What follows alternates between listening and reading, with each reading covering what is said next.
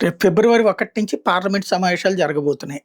Budget పెట్టబోతున్నారు. ఆ budget రోజు తర్వాత నుంచి ఆహ్, బిల్లులు, చర్చలు ఇయి జరుగుతాయి. ఈ సందర్భంగా పార్టీలు అనుసరించాల్సిన వ్యూహాల గురించి ఎవరికి చివరి 2 రోజులు ముందు డెసిషన్ తీసుకుంటారు. అయితే జగన్మోహన్ రెడ్డి ఇప్పుడే ముందుగా మీటింగ్ పెట్టేసుకొచ్చారు. అందులో భాగంగా తన పార్టీ ఎంపీలతో సమావేశం జరిగింది.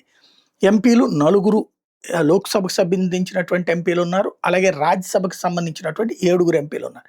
ఇదివరకు 11 మంది ఉండేవాళ్ళు. అందులో నలుగురు రాజీనామా చేయడంతో 7గురున్నారు.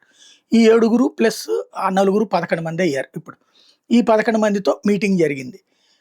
ఇందులో ఈ దఫా దాదాపు ఇద్దరు, ముగ్గురు పదవీ కాలం అయిపోతుంది. ఇదే లాస్ట్ సెషన్స్ వాళ్ళకి అవుతాయి.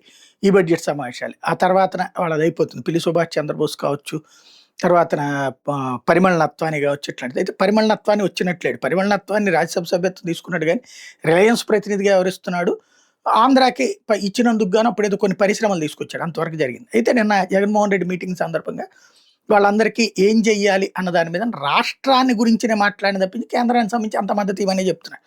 బీజేపీతో గొడవొద్దు, బీజేపీ ప్రభుత్వంతో గొడవొద్దు. బీజేపీ ప్రభుత్వం మనం పూర్తి సపోర్ట్ చేస్తున్నాం. మన అంశాలన్నీ కూడా ప్రస్తావించాల్సింది రాష్ట్రం అప్పులు అడ్డదిడ్డంగా చేస్తుందన్నటువంటి అంశం, రాష్ట్ర అభివృద్ధి అడుగంటిపోయిందన్న అంశం, రాష్ట్రం లా అండ్ ఆర్డర్ సక్రమంగా లేదా వీటిట్టే ప్రస్తావించండి. ఆ బిల్లుల చర్చల సందర్భంగా తప్పించి కేంద్ర ప్రభుత్వానికి వ్యతిరేకంగా గానీ, బిల్లుల జోలికి గానీ వెళ్ళొద్దు, బిల్లులకు వ్యతిరేకంగా గానీ అన్నటువంటిది సజెస్ట్ చేసుకొచ్చారు.